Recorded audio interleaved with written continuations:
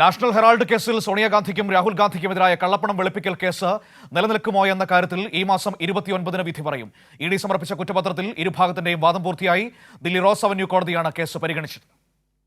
സോണിയാഗാന്ധിയെ ഒന്നാം പ്രതിയും രാഹുൽ ഗാന്ധിയെ രണ്ടാം പ്രതിയുമാക്കി ഇഡി സമർപ്പിച്ച കുറ്റപത്രം നിലനിൽക്കുമോ എന്ന കാര്യത്തിലാണ് ദില്ലി റോസ് അവന്യൂ കോടതിയിൽ വിശദമായ വാദം പൂർത്തിയായത്. വിശാൽ ഗോഖ്നെ അധ്യക്ഷനായ ബെഞ്ച് ജൂലൈ 29-ന് വിധി പറയും.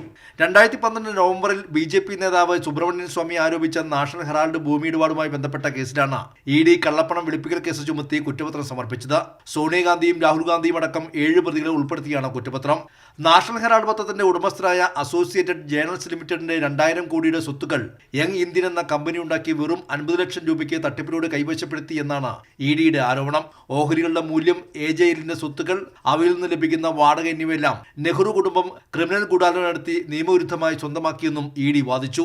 ഇഡിയുടെ കുറ്റപത്രം വിചിത്രവും അഭൂതപൂർവമായ കേസാണെന്നായിരുന്നു സോണിയാഗാന്ധിയുടെയും രാഹുൽ ഗാന്ധിയുടെയും വാദം.